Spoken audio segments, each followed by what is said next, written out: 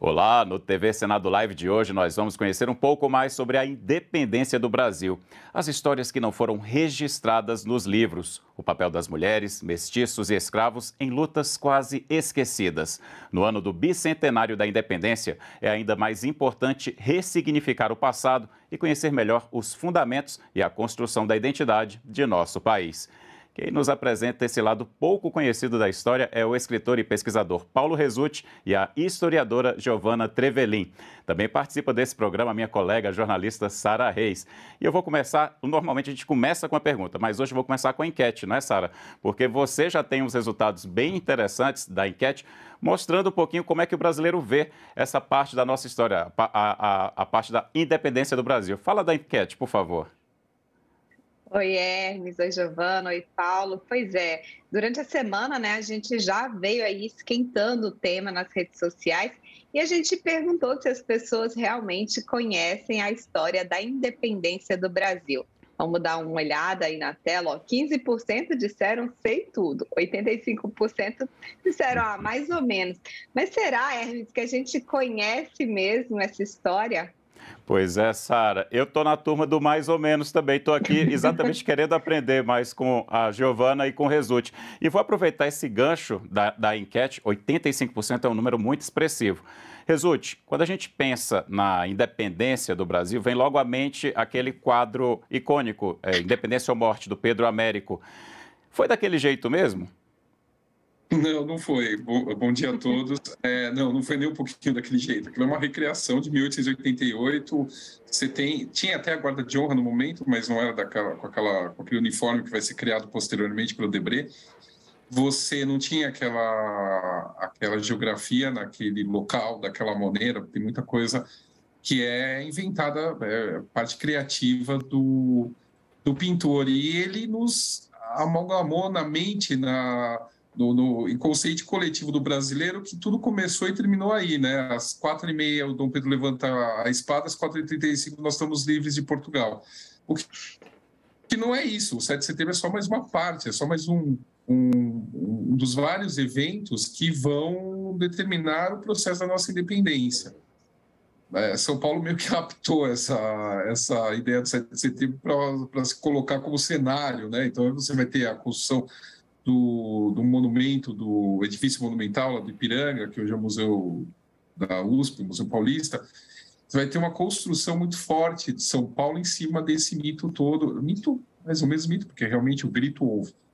Mas não tinha tanta importância assim dentro de todo esse processo. Já está tendo briga na Bahia desde fevereiro. Você tem a morte que a Giovana pode falar até melhor do que eu, a morte da senhora Joana Angélica em fevereiro de 1822, no Convento da Lapa, na Bahia. Quer dizer, você já está tendo toda uma revolta, uma guerra, uma separação já entre Portugal e Brasil, num crescendo desde final de 1820, na verdade, final de 1821. Ok, Rezzutti. E a gente vai continuar explorando um pouquinho, porque, por exemplo, tem muita história para a gente aprender aqui, apesar do tempo ser curto. E eu vou perguntar agora para você, Giovana, especificamente a respeito de uma confusão de datas também que acontece. Nos primeiros anos, a gente tinha duas datas para comemorar a independência do Brasil. O dia 7 de setembro era só uma delas. Me conta um pouquinho essa história e por que acontecia isso. Bom dia a todos. Primeiramente, a independência foi um processo, né? Então, por isso essa confusão de datas. Como o Paulo disse muito bem, não se resume apenas ao 7 de setembro, né? Isso se tornou um símbolo, principalmente com essa obra de Pedro Américo, que veio depois, né, desse processo de independência, que durou já acontecia antes do 7 de setembro, durante todo o ano de 1822, e até antes mesmo já haviam algumas revoltas, né, no território brasileiro, questões também em Portugal, por conta das cortes que queriam a volta, né, da família real, de Dom João, posteriormente de Dom Pedro. Então, são várias datas que englobam esse processo de independência, que não só o 7 de setembro, que se tornou depois a data oficial, principalmente com essa referência imagética que foi construída para para fazer parte de uma memória histórica nacional. Então, aí, essa ocasião do 7 de setembro, mas também há depois a aclamação de Dom Pedro, né, dia 12 de outubro, e depois a coroação, dia 1º de dezembro, e até mesmo a independência da Bahia, dia 4 de julho. Então, são vários acontecimentos dentro desse processo que causam, às vezes, essa confusão de datas.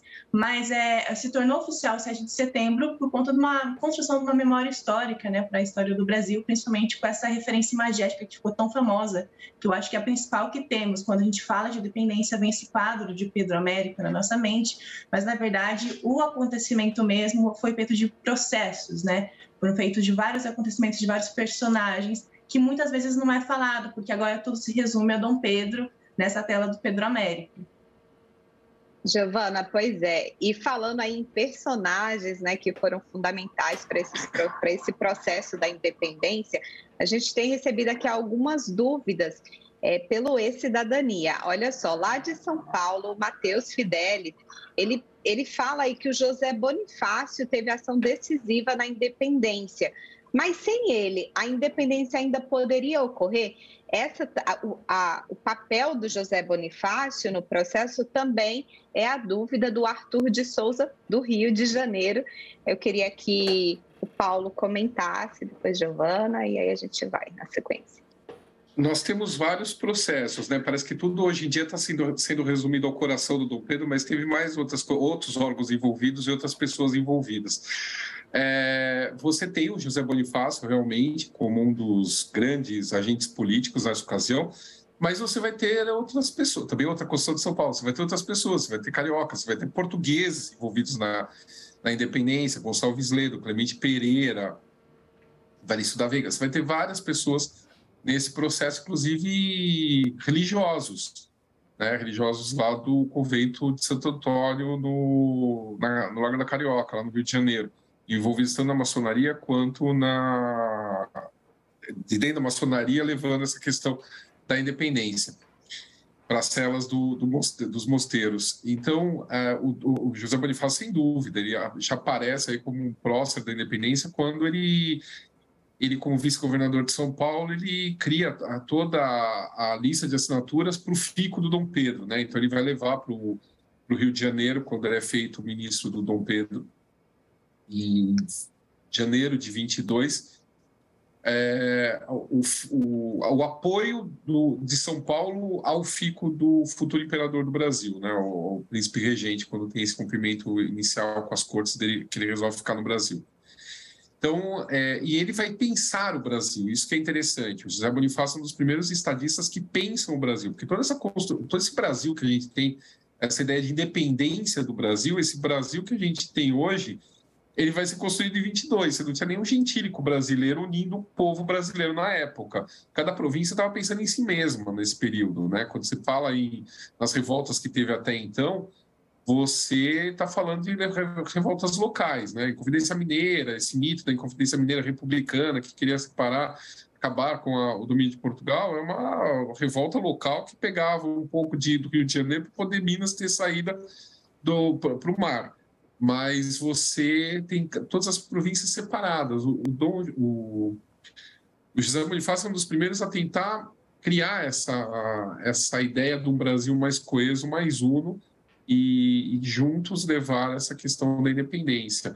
Ele pensa também na questão de preservação do meio ambiente, que é uma tese dele já quando ele estuda em Portugal, a respeito do óleo de baleia, que ele dizia que a extração do óleo de baleia os benefícios do óleo de baleia não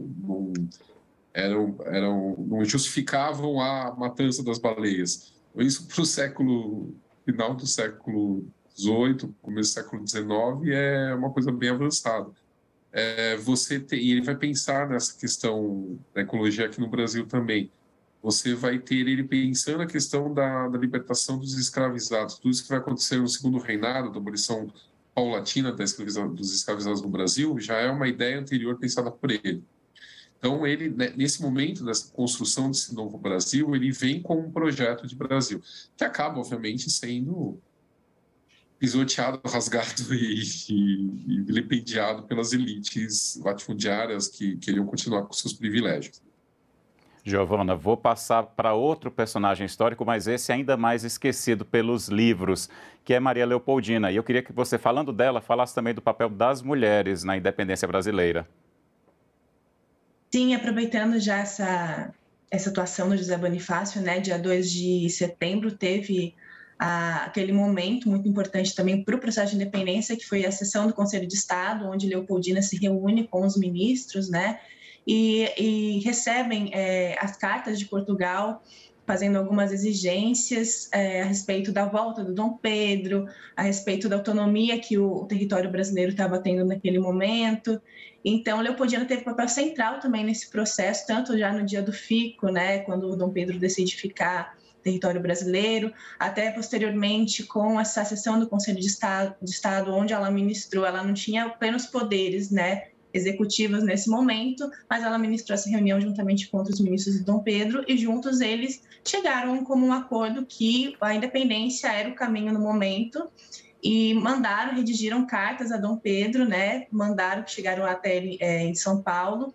E então ela teve um papel central nessa trajetória do Dom Pedro, assim como uma referência, como a referência até mesmo de chefe de Estado, e que muitas vezes a gente não escuta falar, né? E isso também envolve outras participações das mulheres na independência do Brasil. A própria Joana Angélica, que já no início de 1822 enfrentou as tropas portuguesas, né? No convento da Lapa, na Bahia. Ela se colocou na frente das tropas portuguesas para defender o convento, que ele estava quase sendo invadido, e ela foi morta por conta disso. Era uma freira, né, do convento, que vivia lá há muito tempo, passou a maior parte de sua vida lá. Então, já teve esse momento de enfrentamento antes mesmo, né, do 7 de setembro. E, posteriormente, o Grito do Ipiranga, o famoso Grito do Ipiranga, a gente tem também a continuação dessas invasões de tropas portuguesas, principalmente no norte e nordeste brasileiro, onde teve uma gigante assim, participação popular, inclusive chefiada por mulheres. A gente tem a Maria Filipa, que chefiava um grupo de mulheres muito grande, queimando embarcações portuguesas, atraindo os portugueses para distrair os portugueses e queimar as embarcações. Tivemos a Maria Quitéria, né, que hoje a gente conhece bastante, a primeira mulher militar, reconhecida até pelo próprio Dom Pedro, entre outras mulheres, né, que a própria, assim, a gente pode falar de uma referência literária que retratou esse processo, que foi a Maria Graham, que foi uma inglesa que fala sobre a independência do Brasil, que chegou a conhecer a Maria Quitéria. E tem um movimento que eu gosto muito sempre de comentar, quando a gente fala de mulheres na independência, que são as mulheres de Salbara, que até hoje tem uma manifestação em Salbara, né, que é uma região do Recôncavo Baiano, onde essas mulheres são relembradas, onde a atuação dessas mulheres são relembradas na madrugada, né, do 2 de julho ali, que essas mulheres saem caminhada pelas ruas de Salbara, relembrando a luta dessas mulheres que também enfrentaram tropas portuguesas na região da Bahia.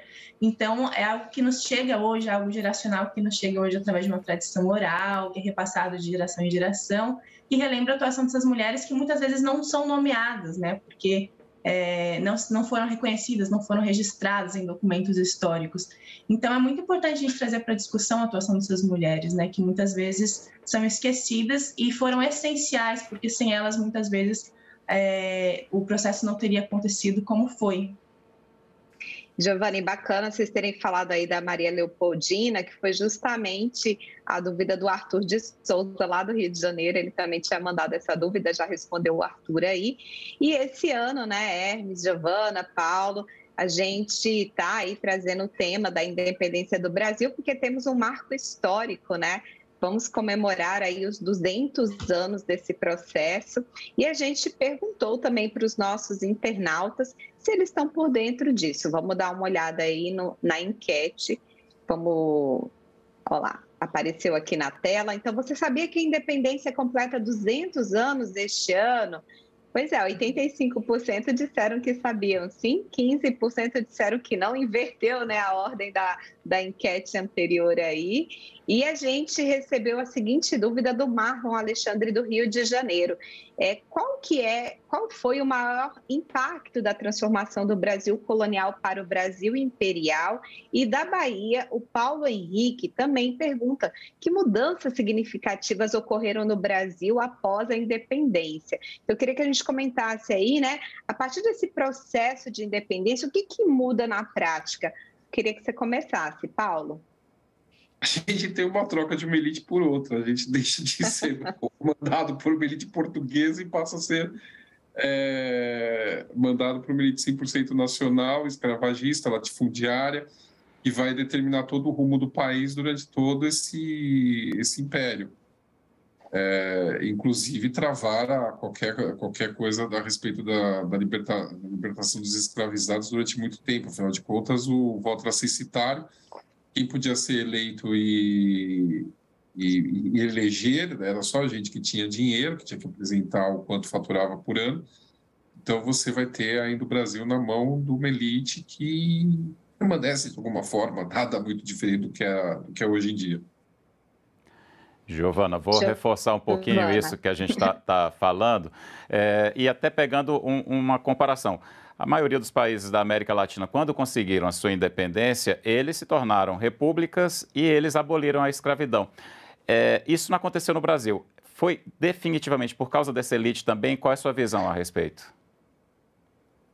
Sim, eu acredito que sim, né? Os interesses eram muitos envolvidos ali. É interessante pensar que fomos o único país aí o território da América Latina que proclamou a independência e continuou sendo comandado por uma monarquia, de certa forma, né? E até 1825 mesmo, a gente tinha essa questão da independência muito mal resolvida, né? A gente teve que pagar pela independência, basicamente, em 1825, a Portugal, para que fosse reconhecida, mas mesmo assim ainda tinha interesse dessas elites, tanto que quando não serviu mais a elas, o governo de Dom Pedro já começou a ficar prejudicado, né? Então tem sim esse jogo que as elites que estavam também interagindo nesse processo junto com o regente, né, que virou imperador depois. E, posteriormente a isso, em 1831, quando já as relações, o poder estava mais centralizado ali em Dom Pedro, as elites não viam mais o porquê continuar com esse poder centralizado em Dom Pedro, tanto que ele volta para Portugal também. Então, com certeza, assim, as coisas elas mudam, mas nem tanto, né? Tem essa questão de uma independência política, mas ainda uma monarquia no poder em constante diálogo, né, com Portugal ainda. Então, há alterações, mas tem toda uma simbologia ainda que continua guiando, né, essa experiência no processo depois da independência. Pois é, Giovana, e já que a gente está falando aí, né, do que representa esse processo de independência, a gente também perguntou aí para os nossos internautas, vamos dar uma olhada, qual é a percepção deles, né? Afinal, o que a independência do Brasil representa? Vamos dar uma olhada aqui. A gente perguntou, é liberdade? É poder? É democracia? Bom, o resultado não veio, Hermes, mas assim, agora chegou. Aí apareceu então, agora, Sara. Isso, para 48% representou liberdade, 37% democracia, para 15% poder, que era o que a gente estava conversando aqui, né, Hermes? Porque, de fato, a gente, igual o Paulo falou, troca uma elite pela outra, as pessoas não têm poder de voto, né? Pois é, e eu já vou aproveitar então, uma coisa que chama muita atenção quando a gente conhece principalmente a história dos nossos países vizinhos, né, da América Latina, a chamada América Hispânica, muitos deles tiveram que lutar, de fato, né, em grande parte da região, pela independência. A nossa independência foi, em grande parte, negociada. Paulo, eu te pergunto, isso fez com que fosse mais fácil para essas elites se manterem no poder, para que a situação não mudasse tanto de fato, mas apenas de direito? Nós temos várias batalhas que acontecem. Você começa com guerra na Bahia em fevereiro de 22, quando você tem uma crise militar entre militares brasileiros e portugueses, e os militares portugueses saem à caça desses militares brasileiros, tanto que tem invasão do Convento da Lapa, que é causada porque se acha que tem militares portugueses escondidos lá. E isso vai perdurar durante todo o 22 até o julho de 23, quando a Bahia liberta. O Grão-Pará é só em 1823 também que é libertado. Só que aí você tem... O Grão-Pará é muito interessante porque você tem o Grenfell, um almirante que chega com um navio lá em Belém e fala, olha, transmita o resto da esquadra brasileira e se vocês não passarem a ser do Brasil, se vocês continuarem ligados a Portugal, nós vamos bombardear a cidade. Era mentira, era um blefe dele, ele estava sozinho com aquele navio, mas ele acaba fazendo com que o governo passe a ser pró o Brasil. Então, aí, nesse momento, o Grão-Pará passa a ser pertencente ao Brasil. O que acontece? Tem novas eleições, aquela elite portuguesa ou portuguesa ou antenada completamente, ligada completamente a Portugal, ela agora está ligada ao Brasil. Então, ela se reelege. Então, você vai ter uma revolução nesse período de 23, que vai ter consequências trágicas, vai ter o drama do Brigue Palhaço, quando mais de 200 brasileiros são mortos dentro de um porão de navio por terem se revoltado contra essa elite, que ela volta. Ela era pró-Portugal, da força das armas brasileiras, ela fica pró-Brasil, só que ela continua mandando. E aí você tem uma revolta interna desses brasileiros que não querem mais essa elite local governando o Grão-Pará. Então, é isso que é o tempo todo, né? A gente tem essa elite mudando de posição, então é uma independência, mas continua aqueles mesmos grupos, muitas vezes, regendo grandes partes do Brasil. Pois é, Paulo, o Marlon Alexandre, lá do Rio, também pergunta o seguinte: será que fatos históricos em outros países podem ter influenciado essa tomada de decisão da independência aqui? Queria que a Giovana comentasse. Com certeza, sim. Desde que as expansões napoleônicas elas cessam e tudo mais, né? E há essa volta das autonomias das monarquias, né? Ali na Europa, os ideais iluministas também tomam conta, os ideais de liberdade, né? E tanto que isso afeta a própria independência dos Estados Unidos e a independência das colônias espanholas. Então, há essa onda de libertação, né, que vem da Europa após as invasões napoleônicas, reestruturação de uma monarquia, enfim. Então, tomado por esses ideais iluministas e consequentemente, afetou o território brasileiro e havia ali uma tensão em relação... O próprio Dom João ficou ali numa tensão em relação a isso, tanto que ele, em 1816... aclama, né, o território como Reino Unido, de Portugal, Brasil e Algarves, que agora o Brasil não era oficialmente mais uma colônia, mas parte de um reino, por esse receio mesmo de se tornar independente, já que essa onda estava vindo bem forte nos países vizinhos, né? Então, sim, teve total influência das independências ao nosso redor, e foi a coroa que aqui estava, foram tomando medidas para que minasse qualquer possibilidade de independência. Mas as revoltas aconteciam. Essa questão do 7 de setembro, dessa referência imagética que a gente tem sobre o 7 de setembro, ela constrói uma ideia de que tudo se resumiu a isso e tudo foi calmo, e que não aconteceu revoltas. Mas a todo momento isso despontava em várias partes do território brasileiro, né? E não se resumiu só a São Paulo, Rio de Janeiro. Essa é uma grande questão também. Tudo estava acontecendo ao mesmo tempo e muitas vezes não tinha esse contato, né? Tanto que quando o Brasil teve o Grito do Ipiranga, esse acontecimento influenciou diretamente no momento apenas a região de São Paulo e Rio de Janeiro, por conta da localização das outras províncias no território. Mas as coisas estavam acontecendo independente, né, do Grito do Ipiranga que a gente vê nessa tela de Pedro Américo.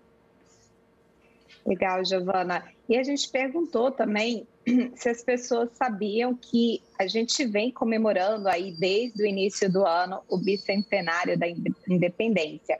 85% disseram que sim, 15% disseram que não. E Hermes, lembrando aí, né, que as comemorações aqui na TV Senado começaram desde o começo do ano. o Senado criou uma comissão curadora, fez vários eventos aí ao longo do ano. Na segunda-feira, a gente vai ter programação especial aqui com várias entrevistas e documentários especiais que foram produzidos para essa data.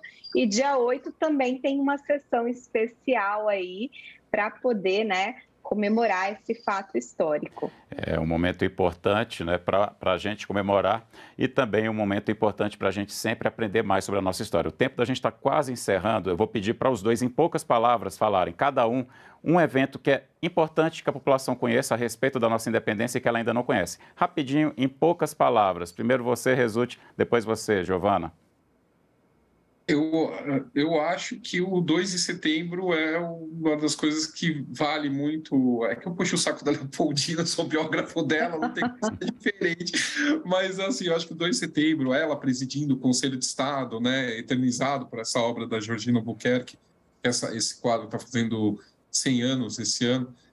É muito importante, porque você tem essa questão da valorização da mulher num papel preponderante, ela cercada de outras pessoas, mas ela que está mandando, né? Você tem a primeira mulher que está interinamente governando o Brasil, por decreto de Dom Pedro, de 13 de agosto de 1822, e isso é esquecido, né? Muitas vezes ninguém sabe que nós tivemos uma mulher antes da presidente Dilma que governou o Brasil, né? E foi a Leopoldina. Muito obrigado. E você, então, Giovana? Eu estou junto com o Paulo nessa, porque eu acho que o 2 de setembro foi realmente muito importante. A gente desconhece muitas vezes essa data. É histórico, é algo tão importante, uma decisão tão importante ser presidida por uma mulher também, tem uma mulher ali junto no centro das decisões. Então, e esse quadro também da Georgina que mostra isso, e é construído por uma mulher também, 100 anos depois desse processo, é muito significativo. Eu convido as pessoas a conhecerem mais sobre esse evento, sobre o quadro, sobre a pintora, porque isso diz muito sobre a nossa história, sobre uma outra narrativa que a gente pode ter contato. Paulo Resulte, Giovana Trevelin, muito obrigado pela entrevista, pela aula de história, viu? Obrigado mesmo. Sara, obrigado também pela companhia. E essa entrevista está disponível para você compartilhar no nosso canal no YouTube, no Twitter ou no Facebook. Se quiser sugerir um tema para o programa, entre em contato pelas redes sociais usando a hashtag Senado Live. Muito obrigado e até o próximo programa.